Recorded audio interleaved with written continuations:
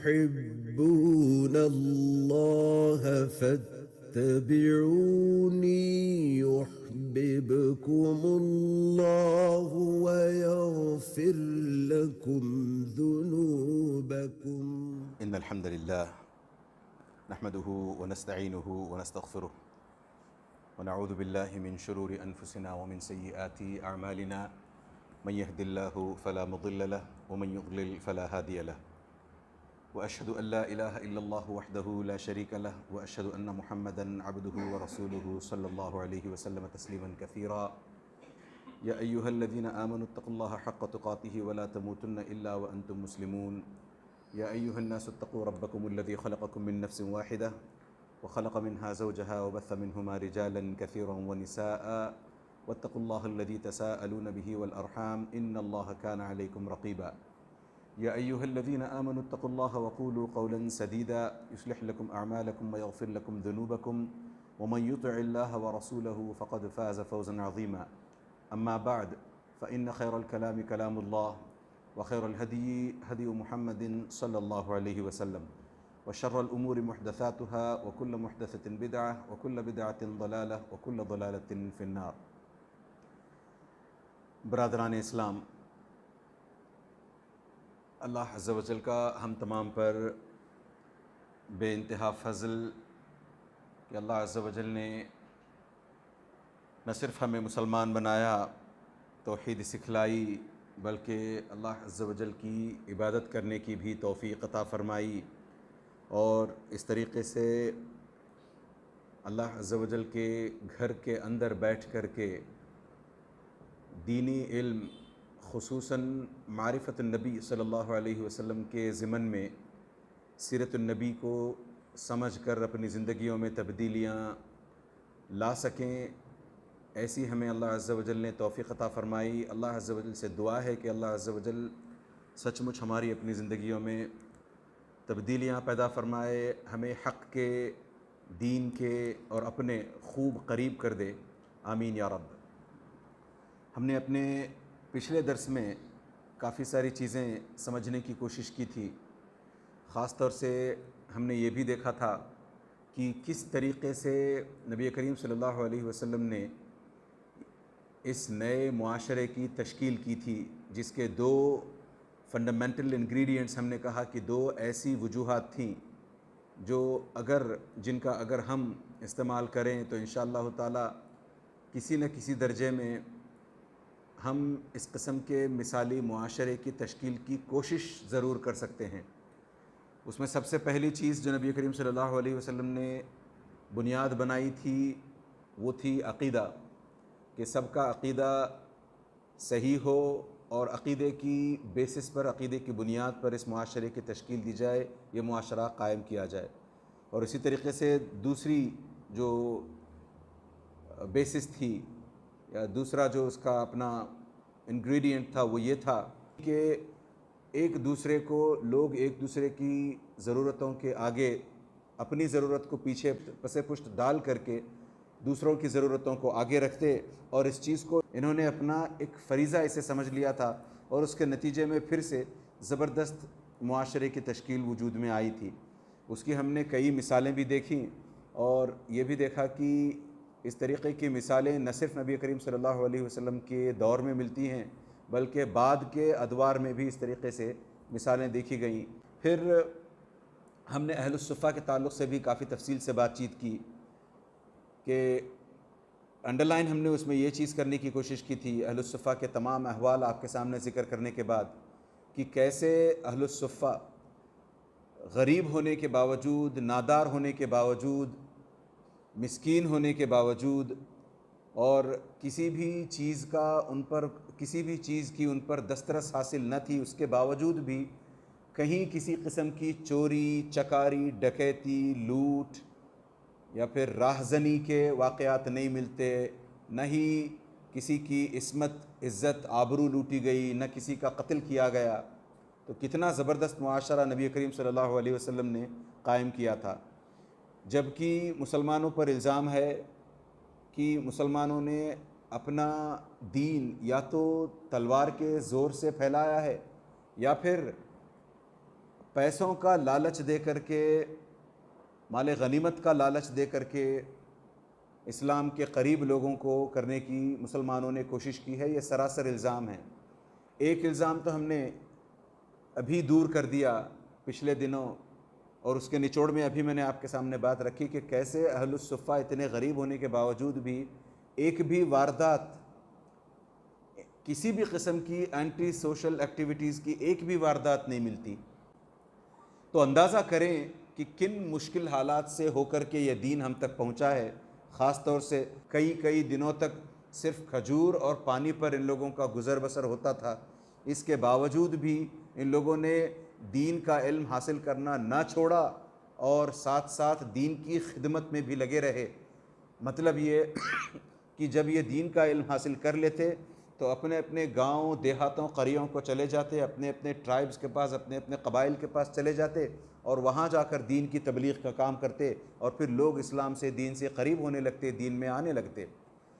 اور پھر یہ جو مؤاخاہ نبی کریم صلی اللہ علیہ وسلم نے کروایا تھا، زیادہ دیر تک باقی رکھنا، خاص طور سے انڈرلائن کرنے کی کوشش کریں کہ اس مؤاخاہ میں، اس بردرہڈ میں ایک بات یہ بھی رکھی گئی تھی کہ آپ کا اپنا خونی رشتہ دار، آپ کے اپنی وراثت کا وارث یہ نہیں، بلکہ آپ کے اپنے مہاجر بھائی آپ کے اپنی وراثت کے وارث ہوں گے۔ خاص طور سے اگر آپ کا اپنا بھائی، آپ کا اپنا خونی بھائی غیر مسلم ہے تو ویسے بھی وہ وراثت کا حقدار نہیں بنتا۔ تو اس حساب سے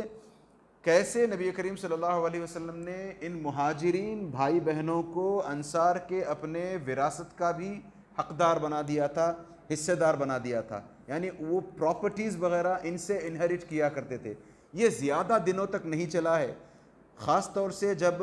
مدینے کو مکے سے ہجرت کرتے ہوئے مہاجرین آئے تھے، مسلمان آئے تھے۔ ہم نے کہا کہ ایک اجنبیت کا سا ماحول تھا، غربت کے حالات تھے، اور یہ جو دور سے آئے ہیں اپنے اپنوں کو چھوڑ کر کے آنے کا انہیں غم ستاتا رہتا تھا۔ تو یہ جب چیزیں دور ہو گئیں، بدر میں پھر بدر کا مال ہاتھ آیا، تو یہ جو الگ سے رول بنایا تھا کہ مہاجرین انصار کے اپنے وارثین ہوں گے، اس رول کو ایبریگیٹ کر دیا گیا۔ قرآن کی آیت اس چیز پر دلالت کرتی ہے، وَلِكُلٍّ جَعَلْنَا مَوَالِيَ مِمَّا تَرَكَ الْوَالِدَانِ وَالْأَقْرَبُونَ وَالَّذِينَ عَقَدَتْ أَيْمَانُكُمْ فَآتُوهُمْ نَصِيبَهُمْ۔ پھر آگے ایک اور آیت آتی ہے، وَأُولُو الْأَرْحَامِ بَعْضُهُمْ أَوْلَىٰ بِبَعْضٍ، کہ آپ کے اپنے جو رشتہ دار ہیں وہ آپ کے اپنے مال کے، آپ کے اپنے وراثت والے مال کے زیادہ حقدار ہیں۔ تو اس چیز کو پھر، یعنی یہ جو انہیریٹنس کا تھا اس کو ایبریگیٹ کر دیا گیا، منسوخ کر دیا گیا۔ یاد رکھیں، خاص طور سے جنگ بدر کے مال کے آ جانے کے بعد اور اس طریقے سے مال غنیمت جب لوگوں میں آنے لگا، بٹنے لگا، اس کے بعد یہ رول ایبریگیٹ کر دیا گیا، منسوخ کر دیا گیا۔ ہاں، جو اپنی مؤاخاہ تھی، جو بردرہڈ جس بیسس پر نبی کریم صلی اللہ علیہ وسلم نے بھائی چارگی قائم کروائی تھی، وہ ضرور باقی رہی، یعنی نصرت کریں، ایک دوسرے کی مدد کریں، ایک دوسرے کے خیر خواہ بنے رکھیں، جیسے ہم کہتے ہیں وَتَعَاوَنُوا عَلَى الْبِرِّ وَالتَّقْوَىٰ، اس کو پھر باقی رکھا گیا۔ اور اس حساب سے کئی لوگوں کے بیچ جو مؤاخاہ کروایا گیا، ان میں سے کچھ ایک کے نام میں ذکر کر دیتا ہوں۔ ابو بکر رضی اللہ عنہ اور خارجہ ابن زید رضی اللہ عنہ کے درمیان مؤاخاہ کروایا گیا۔ ہم جانتے ہیں کہ عبد الرحمن بن عوف اور سعد بن الربیع کے بیچ مؤاخاہ کروایا گیا تھا۔ اسی حساب سے عمر بن الخطاب رضی اللہ عنہ اور عتبان بن مالک رضی اللہ عنہ کے درمیان مؤاخاہ کروایا گیا تھا۔ خاص طور سے ان کا مؤاخاہ بڑی چرچا کا وشے ہے، اور اس نے جو ہے بہت مومنٹم گین کیا، رہتی دنیا تک کے لیے اس نے ایک مثال چھوڑی ہے کہ اگر آپ دین کے لیے اپنا وقت دینا چاہو تو آپ اپنے کسی ساتھی کو اپنا بزنس پارٹنر بنا لو، یا اس کو اپنے کاروبار میں شریک کر لو۔ آپ کچھ وقت روزانہ کے طور پر کسی مدرسے میں، مسجد میں، یا کسی اس طریقے سے ادارے میں جا کر کے دینی علم حاصل کرنے میں آپ لگاؤ، روز آلٹرنیٹ ڈیز کر کے، یا پھر صبح کے وقت پر آپ آئیں، شام کے وقت پر آپ کا دوست آئے۔ جب آپ یہاں ہوں تو آپ کا اپنا دوست آپ کا کاروبار سنبھالے، جب آپ کاروبار سنبھالنے کے لیے جائیں تو آپ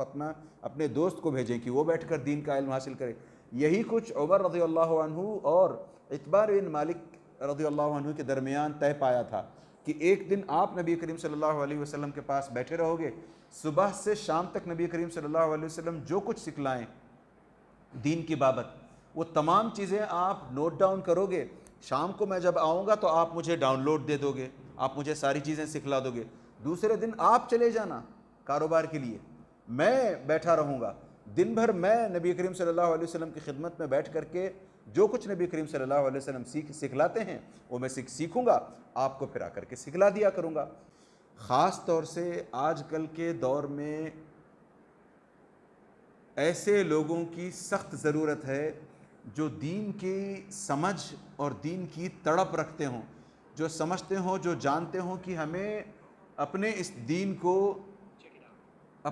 دین کو نہ صرف اپنی حد تک رکھنا ہے بلکہ اس پر عمل کرتے ہوئے ہمیں اس دین کو دوسروں تک پہنچانا ہے۔ اس چیز کی اگر ہمیں تڑپ ہو تو ہمیں پھر عمر رضی اللہ عنہ اور اتبان بن مالک رضی اللہ عنہ میں وہ مثال ملتی ہے، اور وہ ہمارے لیے انسپریشن بنتے ہیں کہ اگر وہ کر سکتے ہیں تو ہم بھی کوشش کریں۔ اسی طریقے سے ابو عبیدہ ابن الجراح رضی اللہ تعالی عنہ اور پھر ابو طلحہ الانصاری رضی اللہ عنہ، ان کے درمیان مواخہ کروایا گیا تھا۔ نہ جانے ایسے کتنے نام ہیں، میں ان میں سے دو ایک نام اور ذکر کر دیتا ہوں آپ کے سامنے۔ جعفر ابن ابی طالب رضی اللہ عنہ اور معاذ ابن جبل رضی اللہ تعالی عنہ کے بیچ بھی مواخہ کروایا گیا تھا۔ ان کا نام میں نے خاص طور سے جعفر ابن ابی طالب کا نام میں نے اس لیے لیا کہ ہیں تو یہ اوائل میں سے، یعنی ان لوگوں میں سے ہیں جنہوں نے پہلے اسلام لایا تھا اور حبشہ کی طرف ہجرت کر کے چلے گئے تھے، اور ہم نے یاد ہے ہم نے وہ پڑھا تھا، ہم نے وہ ان کا وہ جو مکالمہ ہے یا جو ڈائلاگ ہے اس وقت کے بادشاہ کے ساتھ، حبشہ کے بادشاہ کے ساتھ جو ان کا ایک ڈائلاگ ہوتا ہے جس میں یہ بات چیت ہوتی ہے کہ وہ پوچھتا ہے بادشاہ کہ آپ کا عیسیٰ ابن مریم کے بارے میں کیا کہنا ہے، تو وہ کھری کہتے ہیں جو بھی ہم کہیں گے حق کہیں گے، آپ چونکہ عیسائی بادشاہ ہو اس کا یہ مطلب نہیں ہے کہ ہم آپ کی ہاں میں ہاں ملانے کے لیے آپ کی چاپلوسی کریں گے، اسپیشلی اس لیے کہ ہم آپ کے ہاں مہمان بن کر آئے ہیں یا آپ پر ہمارا یہاں ہونا نہیں ہونا منحصر ہے، نربھر ہم آپ پر ہیں، نہیں، یہ سب کچھ نہیں دیکھا۔ تو وہ جعفر بن ابی طالب رضی اللہ عنہ 7 سال ہجرت کے 7 سال کے بعد مدینہ پہنچتے ہیں، تب بھی نبی کریم صلی اللہ علیہ وسلم نے ان کا مؤاخاہ کروایا ہے معاذ بن جبل رضی اللہ عنہ کے ساتھ۔ تو اندازہ کریں کہ وہ جس کی بات میں نے کی کہ انہیریٹنس کا جو تھا وہ معاملہ ختم کر دیا گیا، مگر انما المؤمنون اخوہ، مسلمان آپس میں بھائی ہیں، آپس میں ایک دوسرے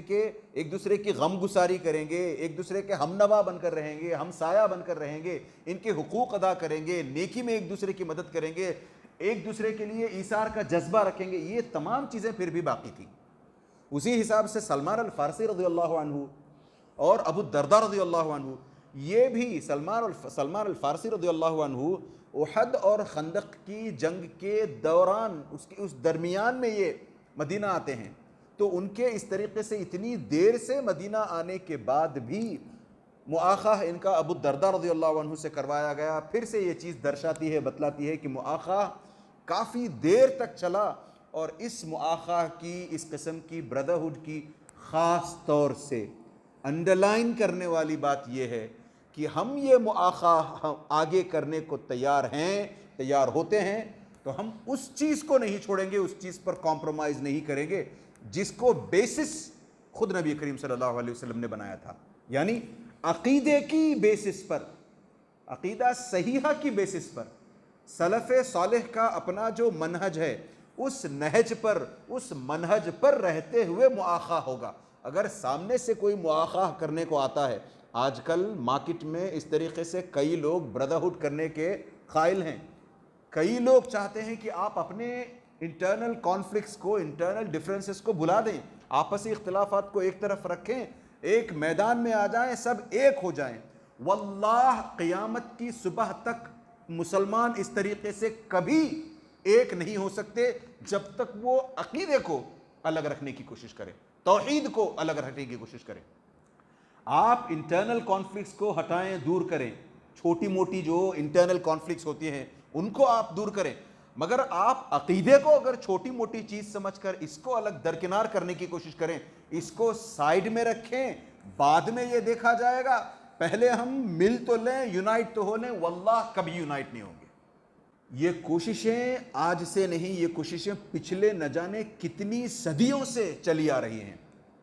کچھ لوگ ہیں جو اس کوشش میں بہت پیش رہتے ہیں،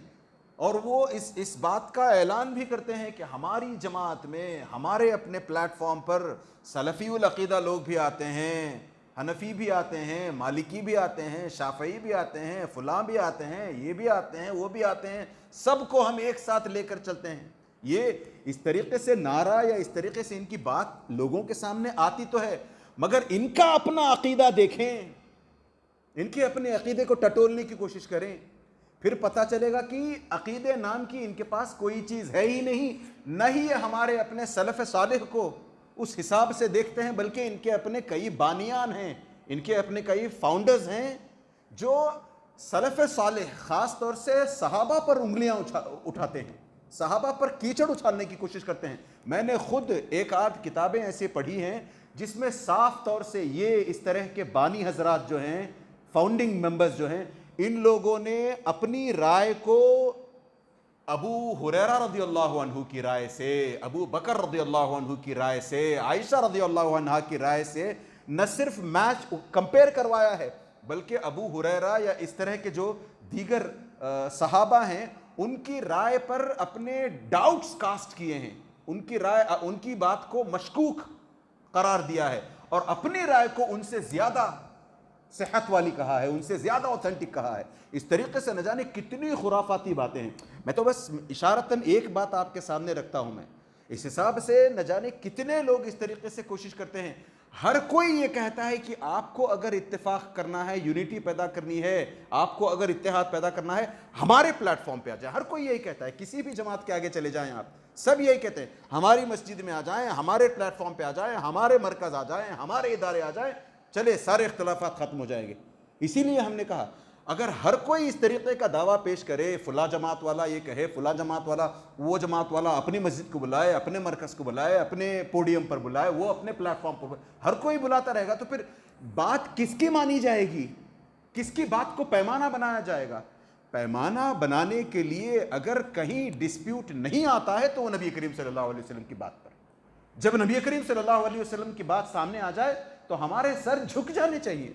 ہماری زبانیں بند ہو جانی چاہیے. اگر ہم یہ کرتے ہیں، اگر سب کے سب یہ کرتے ہیں، بڑی آسانی سے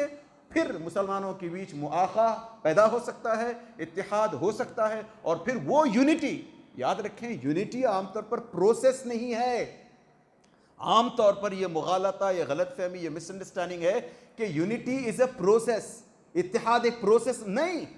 اتحاد پروسیس نہیں، اتحاد ایک رزلٹ ہے، اتحاد ایک نتیجہ ہے ہماری اپنی کوششوں کا. کون سی کوششوں کا؟ توحید پر باقی رہنے کی کوششوں کا نتیجہ اتحاد ہوگا. ہم توحید پر باقی، ہر کوئی اپنا اپنا سب چھوڑے، کہیں کہ نہیں ہم قال اللہ وقال الرسول، بس اس کو ہم اپنا منہج مانیں گے، ہم اس کو اپنا مشعل راہ مانیں گے. اس کو اگر مان کر ہم آگے چلتے ہیں تو اس کے نتیجے میں جو چیز نکل کے آئے گی وہ اتحاد ہوگا. ورنہ اتحاد کے ہم ہزار ڈھول پیٹتے رہ جائیں، ساری زندگی ڈھول پیٹتے رہ جائیں، واللہ ڈر لگتا ہے اس طریقے سے باتیں کرتے ہوئے، مگر ہمیں کوششیں بھی نہیں کرنی آتی. ہم اپنا کچھ، اسی لیے ہم نے کہا کہ ساری باتوں کو بھلاؤ، جو اللہ نے کہا، جو اللہ کے رسول نے کہا اس کو لے آؤ. خاص طور سے آج کے دور میں اوتھینٹک پروفز کے ساتھ، اوتھینٹکلی پروون حدیثیں ہیں. آج سے 1000 سال پہلے کہیں اگر کسی قسم کا ڈسپیوٹ تھا تو آج وہ ڈسپیوٹ نہیں رہا، سب کلیئر ہو چکا ہے. کیوں؟ کیونکہ حدیثوں کے میدان میں جس طریقے سے ہم آج آگے بڑھ پائے ہیں، خصوصاً special thanks to the likes of Imam al-Albani رحمہ اللہ، اور نہ جانے ایسے کتنے علماء ہیں جنہوں نے اس طریقے سے دین میں خاص طور سے تخریج کا، حدیثوں کی تخریج کا کام کیا ہے. تو اب تو کوئی ڈاؤٹ نہیں ہے، اب تو کوئی ایمبیگوٹی نہیں ہے کہ بھئی یہ چنے کہ وہ چنے، یہ صحیح ہے کہ وہ صحیح ہے. سب بالکل روز روشن کی طرح واضح ہے. اس کے باوجود بھی اگر ہم اپنی جگہ، اپنا مرکز، اپنا ایٹیٹیوڈ یا اپنا تھاٹ نہیں چھوڑنا چاہتے، اپنا مسلک، اپنا یہ سب کچھ کرتے رہتے ہیں، تو پھر اتحاد تو پھر کبھی نہیں ہوگا. خاص طور سے دنیاوی معاملات میں ہمیں مؤاخا کرنا آتا ہے. بزنس ماڈلز ہوئیں، اگر بندہ کوئی نیا بزنس شروع کرنا چاہے، ہمارے اور آپ کے ذہن میل کھانے لگیں، مائنڈز الائک ہوں، بڑی آسانی سے ہو جاتا ہے ہمارا بزنس شروع. نیا جوائنٹ وینچر لے کر کے نئے بزنس سے شروعات کر لیتے ہیں. یہاں تو ہمیں اپنے ذہن بنانے کی بھی ضرورت نہیں ہے، سب کچھ لکھا پڑا بالکل صاف ستھرا صاف الفاظ میں ہے، روز روشن کی طرح جیسے میں نے کہا، اس کے باوجود بھی ہم سے مواقع نہیں ہوتا۔ پھر جب یہ ہو گیا، معاشرہ اچھے سے تشکیل پا گیا، تو نبی کریم صلی اللہ علیہ وسلم نے اب ایک اور سٹیپ آگے کی طرف بڑھایا۔ اب نبی کریم صلی اللہ علیہ وسلم نے کہا کہ ٹھیک ہے، ہمارے انٹرنل جو بھی مسائل آ سکتے تھے اس کو تو ہم نے پہلے ہی ایڈریس کر لیا ہے بھائی چارگی پیدا کر کے، اب یہ کام کیا جائے کہ ہم صرف یہاں اکیلے نہیں ہیں مدینے میں رہنے والے، ہمارے ساتھ کچھ غیر مسلمین بھی ہیں، مدینے کے ہی اپنے وہاں کے لوکلز غیر مسلمین ہیں، اس کے علاوہ ہمارے ساتھ اہل کتاب ہیں، کئی یہود اور نصارہ کے لوگ ہیں وہاں پر، تو ان کے ساتھ بھی ہمیں کارڈیل ریلیشن شپ رکھنی ہے، ہمارے اپنے تعلقات کو ان کے ساتھ بھی بہتر بنانے کی کوشش کرنی ہے، تاکہ پھر پوری طریقے سے یہ سوسائٹی، یہ معاشرہ پھر ایک مثال بن سکے کہ ہم لوگ صرف ایک ایسی سوسائٹی نہیں ہے جو یونی ڈیمینشنل سوسائٹی ہو، ہم ملٹی کلچرل سوسائٹی بن کر بھی بڑی آسانی سے زندگی گزار سکتے ہیں۔ یہ بھی نمونہ نبی کریم صلی اللہ علیہ وسلم نے دنیا کو دکھلانا تھا کہ ہم ملٹی کلچرل، یعنی الگ الگ، یہود اپنے دین پر باقی رہیں، غیر مسلمین جو ہے اپنے دین پر باقی رہیں، منافقین کچھ غیر مسلمین کچھ منافقین اپنے دین پر باقی رہیں، ہم مسلمان اپنے دین پر باقی رہیں گے، نصارہ اپنے دین پر باقی رہیں، we can still continue to coexist، ہم ایک ساتھ پھر بھی رہ سکتے ہیں۔ یہ مثال نبی کریم صلی اللہ علیہ وسلم نے آگے پیش کرنی چاہیے۔ اس سلسلے میں جو نبی کریم صلی اللہ علیہ وسلم نے کام کیا وہ یہ تھا کہ اب ایک ڈاکیومنٹ کی شکل میں، ایک صحیفے کی شکل میں نبی کریم صلی اللہ علیہ وسلم نے قراردادیں بنوائیں۔ اسے پرانے زمانے میں صحیفہ کہا جاتا تھا، پھر آگے کے ادوار میں اسے میثاق کہا جانے لگا، ایک کوننٹ کہا جانے لگا، ایک ٹریٹی مان لیں آپ، ایک اگریمنٹ مان لیں کہ تمام معاشروں کے بیچ میں ایک اگریمنٹ ہوگا، اور اس اگریمنٹ کی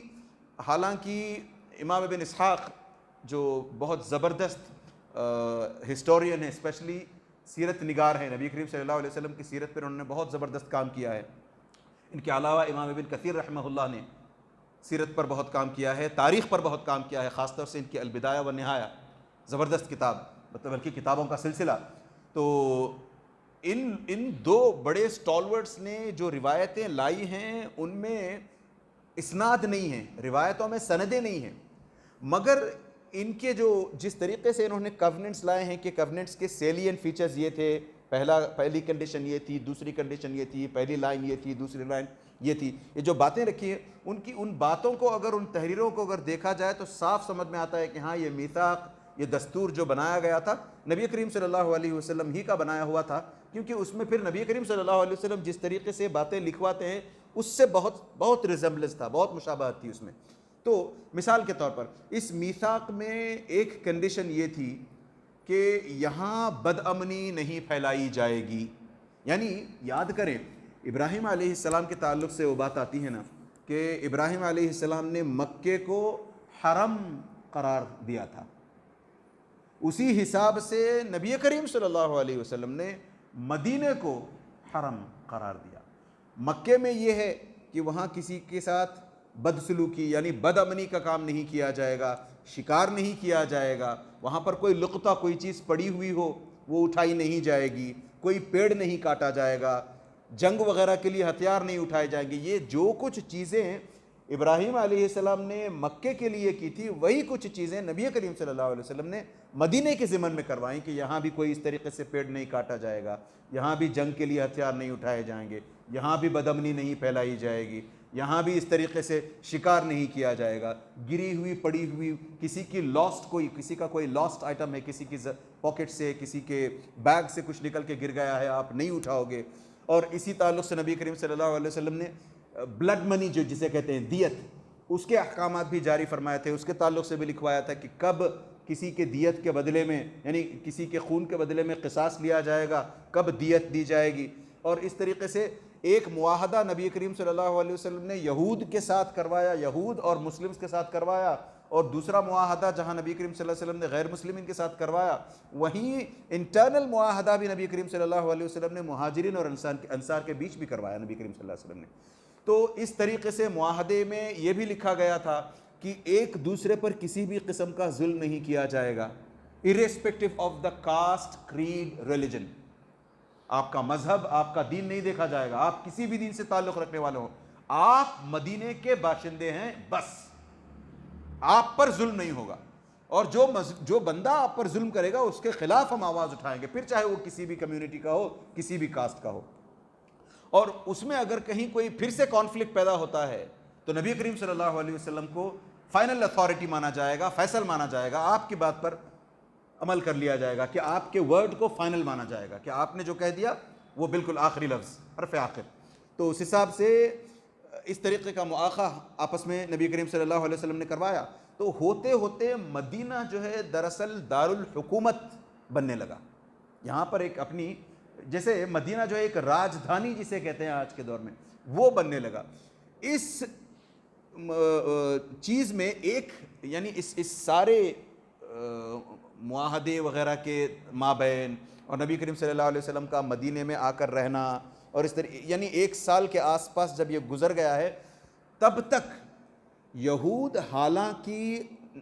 اسلام اور مسلمانوں کے کٹر دشمن تھے، مگر ان کی اپنی دشمنیاں اب تک سامنے نہیں آئی تھیں۔ یہ چھپ چھپ کر کرتے تھے جو بھی کرتے تھے، یا پھر صحیح موقع کے انتظار میں رہتے تھے، کبھی کچھ آگے بڑھ کر کے کھلے طور پر انہوں نے کچھ کیا نہیں تھا۔ عام طور پر یہ ہوتا ہے کہ اگر آپ کا کوئی دشمن چھپ کر آپ پر وار کر رہا ہو، آج کے کانٹیکسٹ کی بات کریں، آپ کا کوئی دشمن ہے، آپ کی سوسائٹی کا کوئی اور دشمن، یا کوئی اور سوسائٹی آپ کی سوسائٹی کے دشمن ہے، تو اندر اندر سے وہ لوگ اگر چالیں چلتے ہیں تو سامنے والا بھی اندر سے چالیں چل کر کے جواب دیتا ہے، یا پھر اگر سامنے والا تگڑا ہو تو ان کی چالوں کو، حالانکہ وہ اندرونی طور پر چال چل رہے ہیں، سامنے ظاہر ہو کر کچھ نہیں آیا ہے، اس کے باوجود اگر سامنے والا، ادھر والا تگڑا ہو، اپوننٹ تگڑا ہو، تو فوراً اس کا جواب کھل کر دیتا ہے کہ تمہاری اندر سے شرارتیں سمجھ میں آنے لگی ہیں، حالانکہ تم نے اب تک کچھ ظاہر طور پر، علانیہ طور پر نہیں کیا ہے، مگر تمہاری یہ شرارتیں پکڑی گئی ہیں، خفیہ طور پر تم یہ کرتے ہو، اس کا ہم منہ توڑ جواب۔ یہ عام طور پر ہوتا ہے آج کی سوسائٹیز میں، بلکہ صرف آج کی نہیں، اس وقت بھی دیکھیں، اس سے پہلے بھی دیکھیں، یہ سب پریولنٹ ہے، سب جگہ یہی ہوتا ہے۔ مگر یہاں دیکھیں کیسے نبی کریم صلی اللہ علیہ ایک ایگزامپل بتا رہا ہوں میں آپ کے سامنے، کہ کیسے نبی کریم صلی اللہ علیہ وسلم جسٹیفائی کرتے ہیں کہ وہ رحمت للعالمین ہیں۔ نبی کریم صلی اللہ علیہ وسلم کا ہم جانتے ہیں نبی کریم صلی اللہ علیہ وسلم کے تعلق سے، وما ارسلناک الا رحمت للعالمین، کہ سارے جہانوں پر اللہ عز و جل نے نبی کریم صلی اللہ علیہ وسلم کو رحمت بنا کر بھیجا ہے۔ تو اس کا ایک سملیٹیوڈ، اس کی ایک مثال، سامنے سے یہود کھل کر چال نہیں چل رہے ہیں، اندرونی طور پر خفا تو ہیں، گھٹ تو رہے ہیں اندر، اسلام دشمنی تو ہے اندر، تو اس کا جواب نبی کریم صلی اللہ علیہ وسلم نے ریٹیلیٹ کرتے ہوئے نہیں دیا، یا خود بھی کنسپریشنز کا شکار نہیں ہوئے، خود اپنی طرف سے کوئی مکر نہیں کیا، بلکہ نبی کریم صلی اللہ علیہ وسلم نے ان کی طرف دوستی کا اور امن کا ہاتھ بڑھایا۔ اندازہ کریں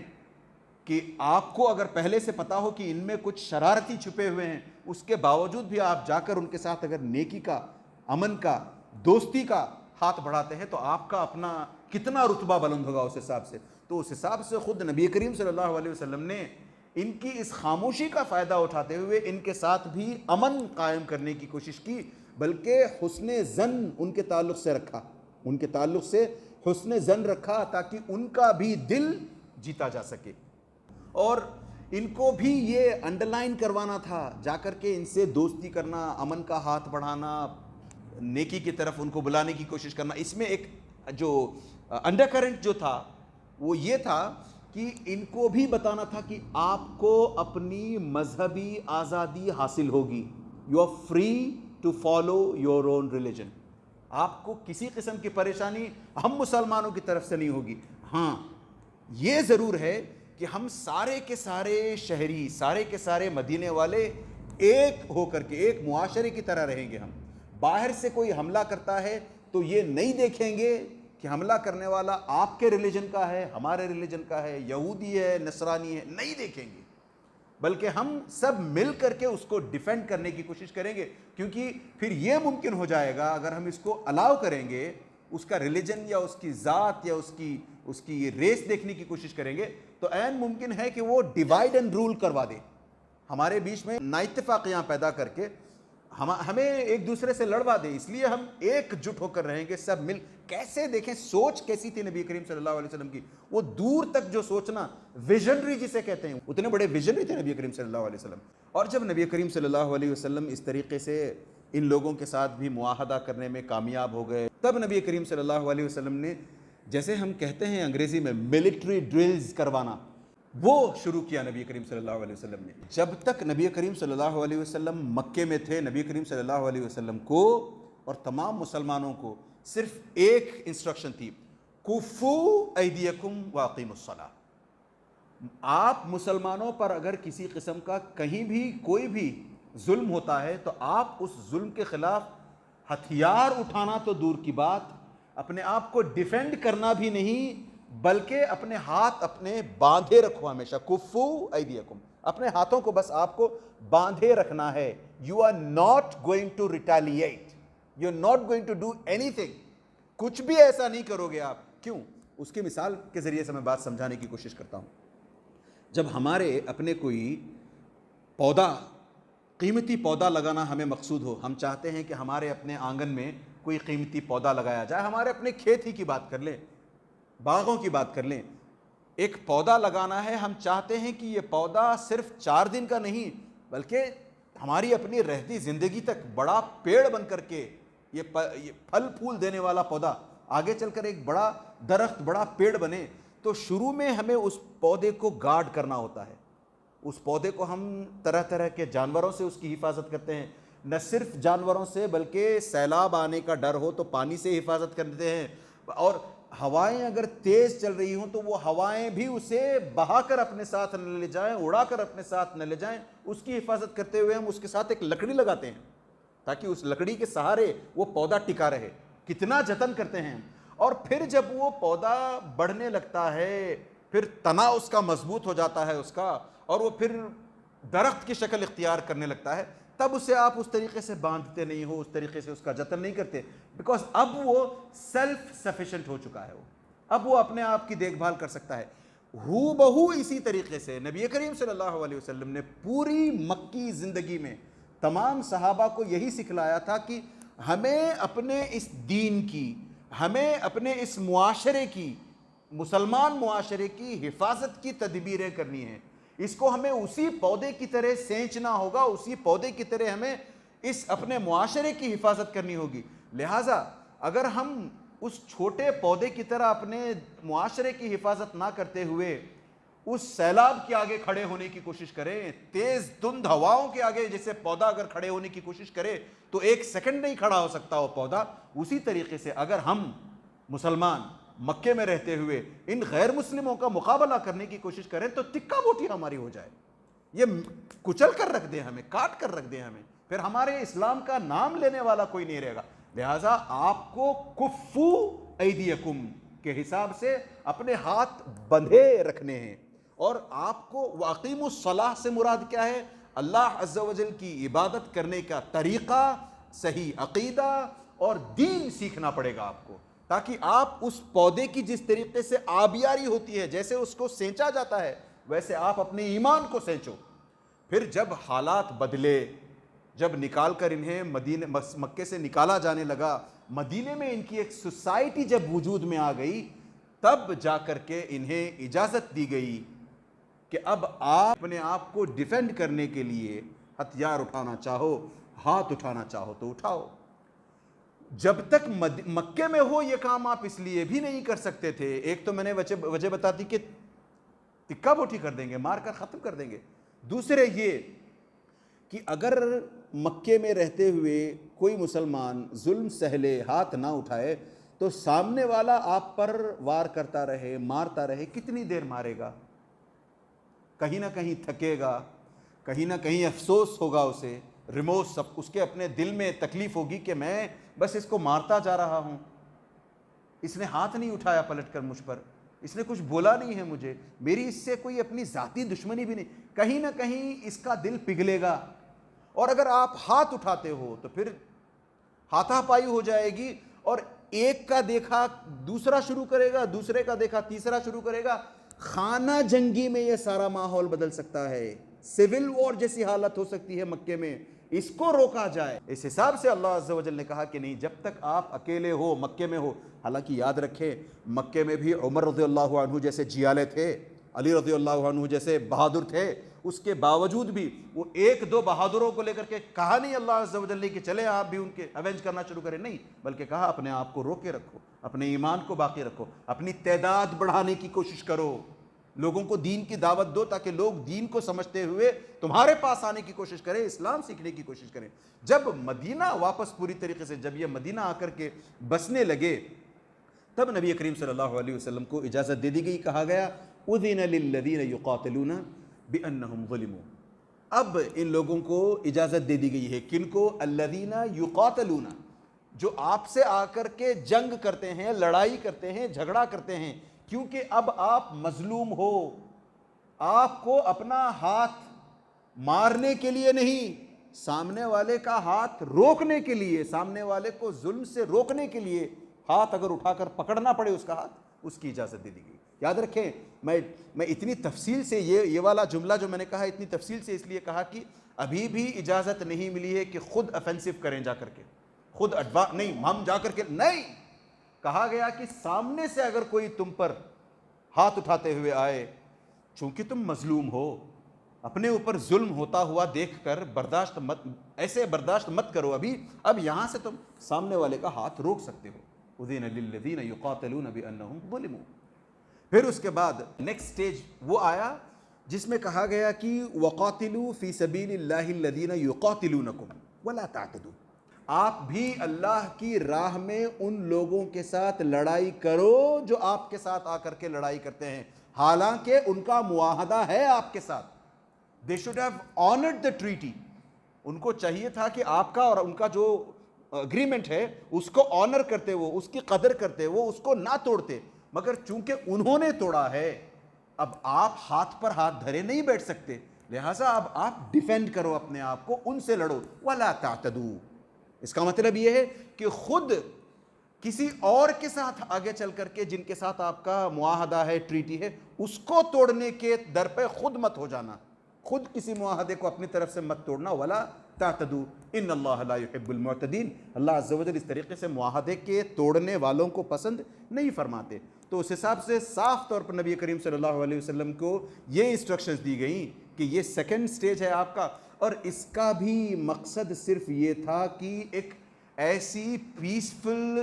ہارمونیس سوسائٹی وجود میں آ جائے جو آپس میں انٹر ریلیجس ڈفرینسز ہونے کے باوجود کو ایگزسٹ کر سکے، آپس میں اپنے اختلافات ہونے کے باوجود، آپ الگ دین پر، ہم الگ دین پر، یہ الگ دین پر، کو ایگزسٹ پیسفلی ایک دوسرے کے ساتھ مل کر زندگی گزار سکیں۔ یہ دراصل اس کا مقصد تھا۔ اس میں جو بات کھل کر کے سامنے، جو ایک موٹا لفظ کھل کر کے آتا ہے وہ ہے جہاد۔ اس تعلق سے ایک تو ساری دنیا میں کنفیوژن ہے، مس انڈرسٹینڈنگ ہے، اور اس مس انڈرسٹینڈنگ کو خاص طور سے اورینٹلسٹس، مستشرق جنہیں کہتے ہیں، یعنی ہم نے ان کے سلسلے میں پہلے بھی بات کی ہے کہ ایک اورینٹلسٹ وہ ہے جو ہے تو ویسٹ کا،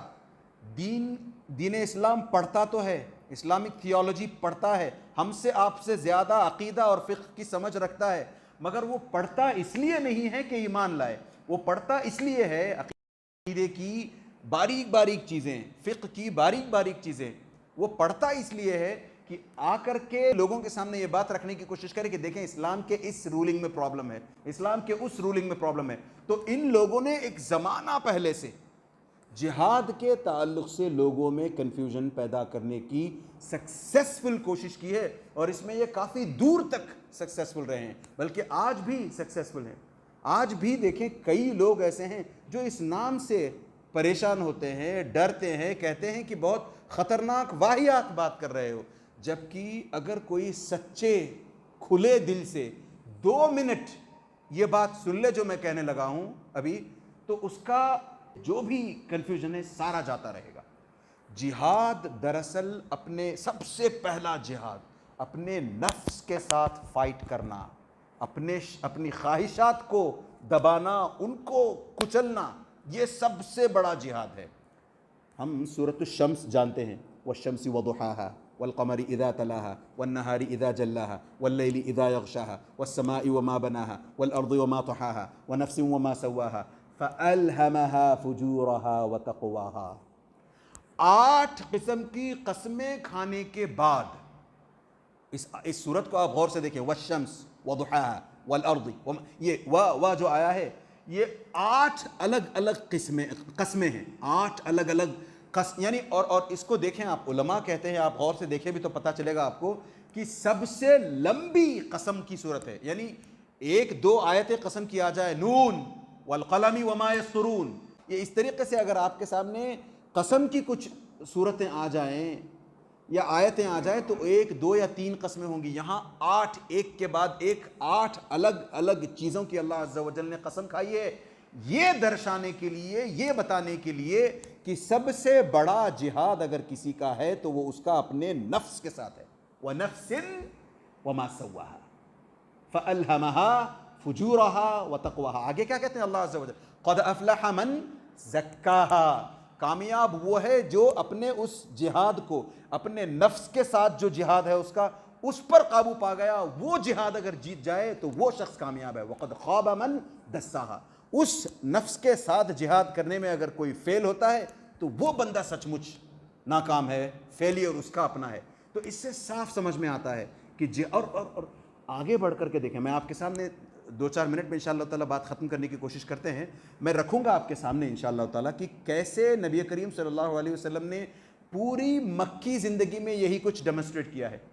امام ابن قیم لکھتے ہیں کہ جہاد جہاں اس کی الگ الگ قسمیں ہیں, سب سے پہلی قسم تو ہے جہاد النفس, کہ آدمی اپنے نفس کے خلاف جہاد کرے.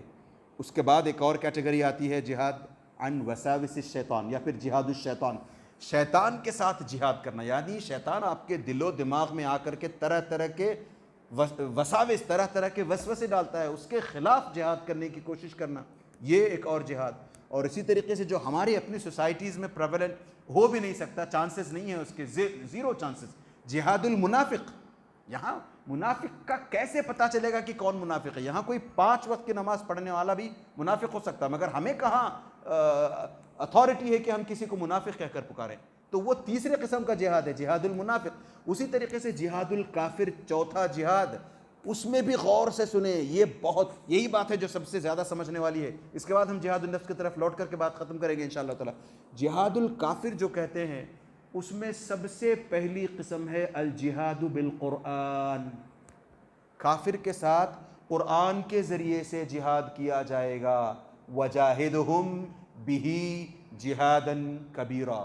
اللہ عز و جل کہتے ہیں بہی کا مطلب, علماء کہتے ہیں قرآن کے ذریعے سے ان کے ساتھ جہاد کا مطلب کیا ہے؟ بیٹھو عمدہ طریقے سے, ادعو الی سبیل ربک بالحکمت والموعظۃ الحسنہ وجادلہم باللتی ہی احسن. سب سے بیسٹ کانڈکٹ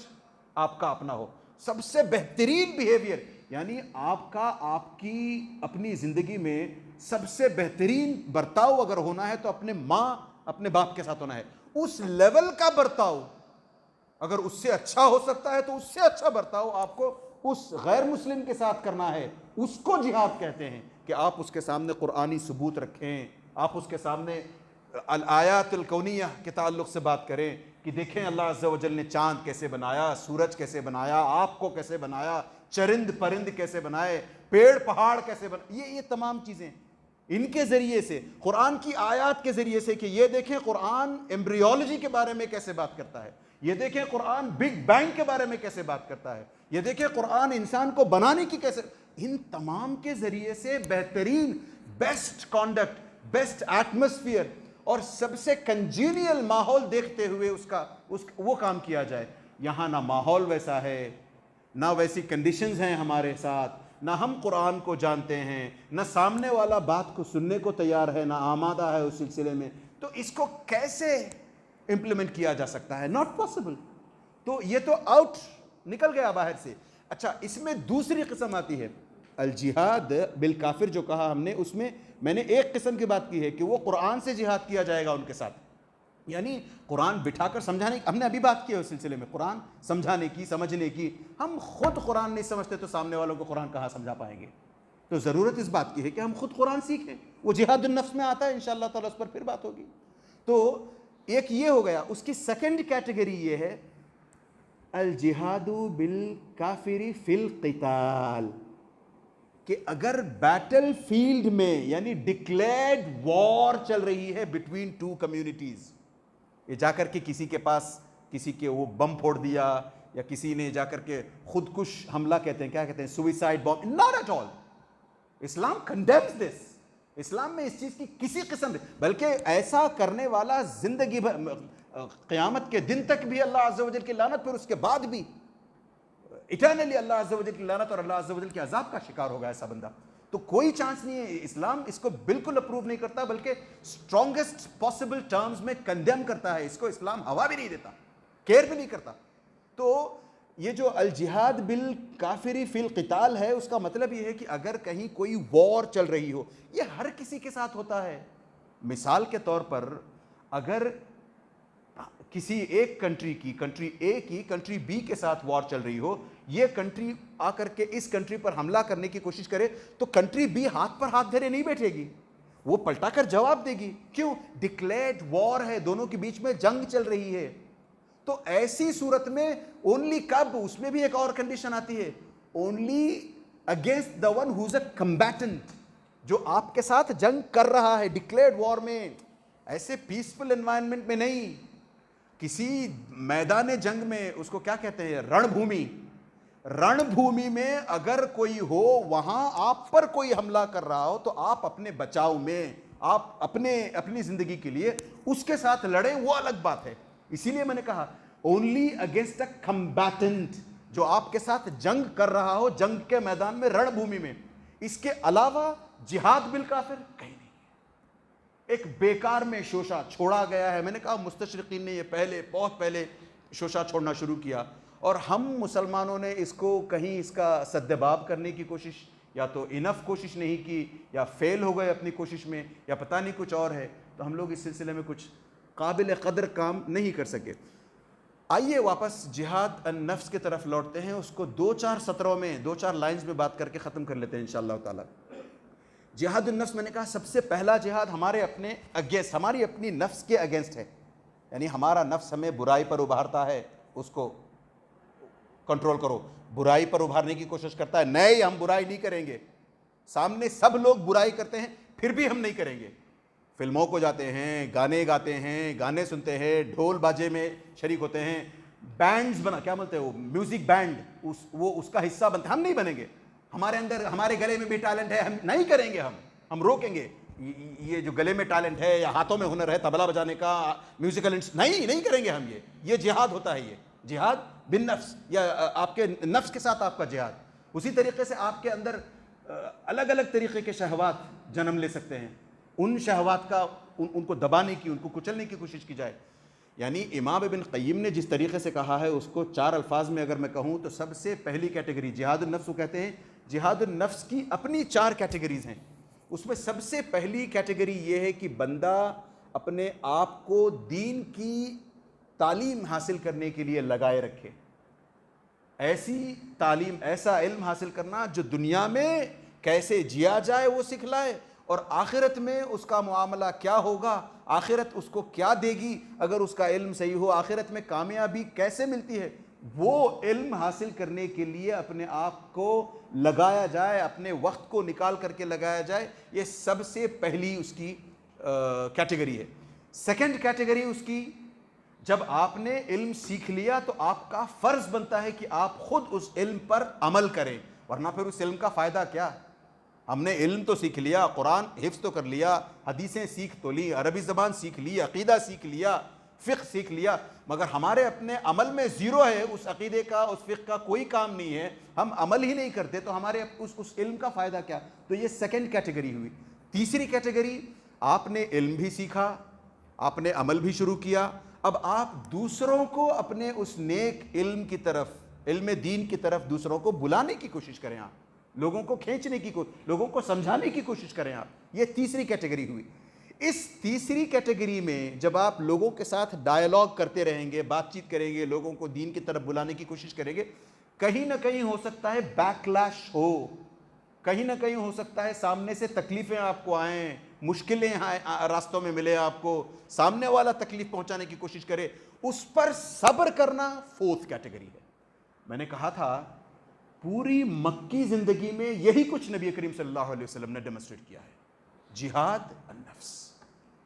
سب سے پہلے جب نبی کریم صلی اللہ علیہ وسلم پر وحی آئی ہے، اقرأ بسم ربک الذی خلق خلق الانسان من علق، یہ آیات ہوئی، پھر اور جتنی آیات اس دوران نبی کریم صلی اللہ علیہ وسلم پر نازل ہوتی گئی، علم حاصل کرتے رہے نبی کریم صلی اللہ علیہ وسلم۔ پھر ایک پوائنٹ آیا جب اللہ عز و جل نے کہا وَأَنذِرْ عَشِيرَتَكَ الْأَقْرَبِينَ، آپ اپنے قریبی رشتہ داروں کو جا کر کے دین کی طرف بلانے کی کوشش کریں، ڈرائے ان کو کہ وہ کس قسم کی غلط کاریوں میں پڑے ہوئے ہیں، وہ کیسے اللہ عز و جل کو چھوڑ کر کے کسی اور کی عبادت میں لگے ہوئے ہیں، اس سے روکنے کی کوشش کریں۔ تو سب سے پہلے نبی کریم صلی اللہ علیہ وسلم نے علم سیکھا، پھر نبی کریم صلی اللہ علیہ وسلم نے خود بھی اس پر عمل کرنا شروع کیا، خود جا کر کے، ہمیں پتہ ہے ہم پڑھ کر کے آئیں کتنی مرتبہ خود نبی کریم صلی اللہ علیہ وسلم جا کر کے نمازیں بیت اللہ میں پڑھتے تھے، کعبے کے پاس جا کر کے پڑھتے تھے، کتنے لوگ کتنی مرتبہ نبی کریم صلی اللہ علیہ وسلم کو نماز کے اندر ستانے کے لیے آ جایا کرتے تھے، کبھی اوجھڑی لا کر ڈال دی، کبھی ان کے پیچھے بیٹھ کر کے گالیاں شالیاں دینے لگے، کبھی الٹی سیدھی باتیں کرنا ان کے خلاف، کبھی ایسے کبھی ویسے ورغلانا بہکانا ستانے کی کوشش کرنا، یہ سب نبی کریم صلی اللہ علیہ وسلم کے ساتھ کرتے رہے، مگر نبی کریم صلی اللہ علیہ وسلم اپنی عبادت میں لگے رہے۔ وَاصْبِرْ نَفْسَكَ مَعَ الَّذِينَ يَدْعُونَ رَبَّهُمْ بِالْغَدَاةِ وَالْعَشِيِّ يُرِيدُونَ وَجْهَهُ وَلَا تَعْدُ عَيْنَاكَ عَنْهُمْ تُرِيدُ زِينَةَ الْحَيَاةِ، یہ کیا ہیں؟ یہ صاف درشاتا ہے یہ سب کہ نبی کریم صلی اللہ علیہ وسلم نے علم حاصل کیا، اس پر عمل کیا، پھر تیسرے لوگوں کو دین کی طرف بلانے کی کوشش کی، وَأَنذِرْ عَشِيرَتَكَ الْأَقْرَبِينَ کے ذریعے سے۔ پھر اس پر جو تکلیفیں آئی نبی کریم صلی اللہ علیہ وسلم پر اور صحابہ پر، سب نے مل کر کے ان تکلیفوں کو برداشت کیا۔ جہاد النفس، اصل جہاد یہی ہے۔ اگلی دفعہ ہم انشاءاللہ تعالی جب ملیں گے تو اس سلسلے میں باتیں کچھ اور ہیں، ان باتوں کو رکھتے ہوئے ہم غزوات کے تعلق سے کچھ سمجھنے کی کوشش کریں گے، پھر انشاءاللہ تعالی ہم قبلے کا کیسے قبلہ کیسے بدلا جاتا ہے اس پر بات ہوگی انشاءاللہ تعالی۔ اللہ سے دعا کریں کہ اللہ عز و جل ہمیں اس طریقے سے سیرت النبی کو خوب اچھی طریقے سے، صحیح پیرائے میں، صحیح سٹرائڈ میں، صحیح اینگلز کے ذریعے سے سمجھنے کی کوشش کرے، سمجھنے کی توفیق عطا فرمائے، اور جب تک ہم اس دنیا میں رہیں اللہ عز و جل ہمارے ذریعے سے ایک تو ہمیں نیک بنائے، اور ہمارے ذریعے سے ہمارے اپنوں کی اور دوسروں کی ہدایت کا سامان کرتا جائے۔ آمین۔ وصلی اللہ علی نبینا محمد وعلی آلہ وصحبہ اجمعین۔ السلام علیکم ورحمۃ اللہ وبرکاتہ۔